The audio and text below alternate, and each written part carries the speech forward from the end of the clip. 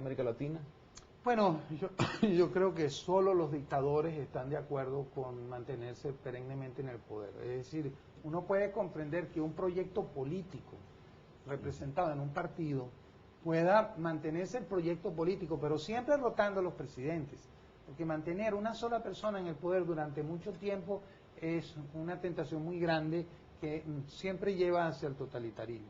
El propio Álvaro Uribe, que es el presidente de mayor prestigio y de mayor respaldo popular en América Latina, él lo están empujando para que él se reelija y ha dicho que él no quiere porque él es un demócrata.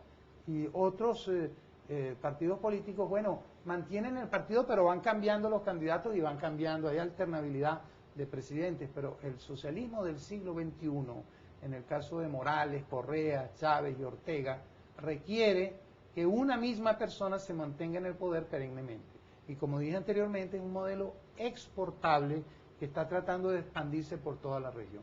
Pero es exportable en la medida en que se tienen los recursos. En ese sentido, como Venezuela y el presidente Chávez lo ha logrado controlar. Pero ¿qué pasa con otros países donde no hay estos recursos? O si va en detrimento este ingreso del precio de las materias primas, como usted lo ha detallado. Esto al final tendrá un final triste para todos estos pueblos.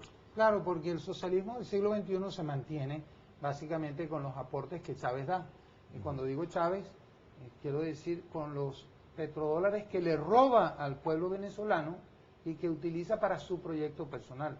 Chávez financió la campaña de Evo Morales, financió la de Rafael Correa, financió la de Daniel Ortega y financia candidaturas y partidos políticos en toda América Latina. Claro, después les pide cuenta.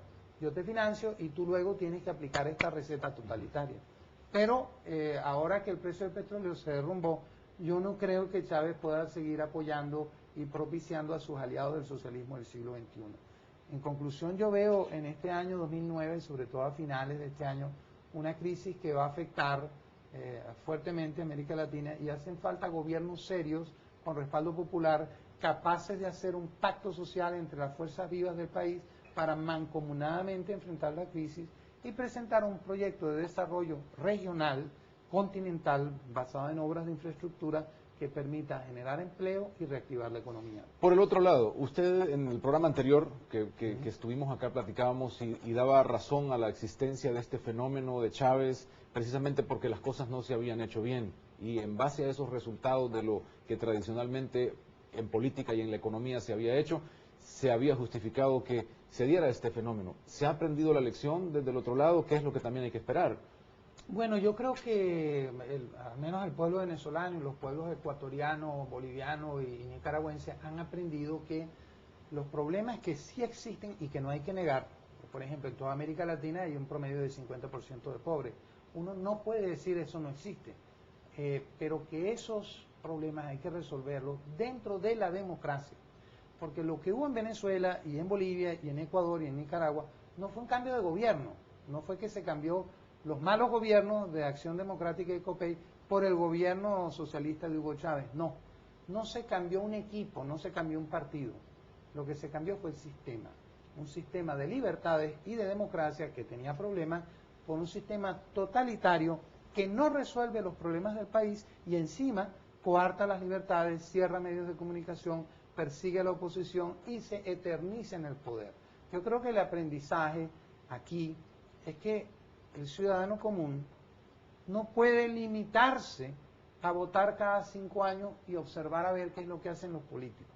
En Venezuela hemos aprendido que toda la ciudadanía se tiene que involucrar en la política, pero no solo votando, sino participando, haciendo asociaciones civiles, presionando, exigiendo, proponiendo, ¿verdad? Tiene que haber una participación, sobre todo de la clase media pensante, para entre todos enfrentar los problemas nacionales que existen en cada uno de nuestros países. ¿Qué pasa con los ricos y con los grandes empresarios? ¿Qué deben aprender de esto?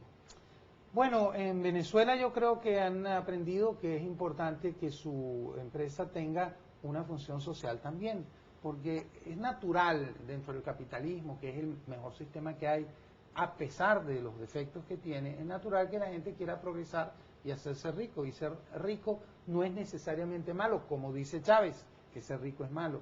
Lo importante es que aparte de las ganancias que debe tener una empresa, y debo decir que las grandes empresas son las que más empleo generan y por lo tanto más bocas alimentan y más beneficios generan a la población. La empresa privada es la que permite que la población se emplee y progrese, pero que aparte del beneficio que pueden tener las grandes empresas, comprendan que ese beneficio debe ser también utilizado para el desarrollo nacional, para crear fuentes de empleo, para invertir en nuevas empresas que generen mucho empleo, porque ha habido una tendencia en algunos sectores del empresariado venezolano en que las ganancias que obtenían en Venezuela, en lugar de reinvertirlas en Venezuela, ¿qué hacían?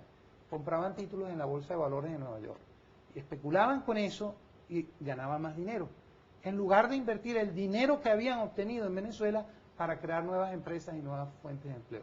Bueno, han salido castigados, porque esa inversión en la Bolsa de Valores de Nueva York, tan solo el mes pasado han perdido miles de millones de dólares muchos venezolanos. Para concluir, ¿a Hugo Chávez solo se le va a quitar del poder por la fuerza? Bueno, él solo va a salir del poder mediante una acción generalizada de desobediencia civil. Es decir, la gente en la calle protestando. Cuando él llame a los militares y les pida que reprimen y los militares se nieguen a hacerlo, eso va a generar una crisis social y militar que va a significar su caída. Este método, que es un método moderno, que no es golpe de Estado, no es intervención militar, sino participación popular en la calle, ha funcionado exitosamente en Brasil con Collor de Mello, en Argentina con De la Rúa, en Perú con Fujimori, en Bolivia con Carlos Mesa, en Ecuador con Lucio Gutiérrez, y también va a funcionar en Venezuela con Hugo Chávez. Don Alejandro, gracias por habernos acompañado. Un gusto tenerlo en este programa y poder tener sus opiniones sobre este tema importante para el pueblo venezolano. Gracias. Gracias a ustedes por su sintonía. Nuestro espacio Opiniones de hoy. Una pausa y continuamos con nuestra franja informativa.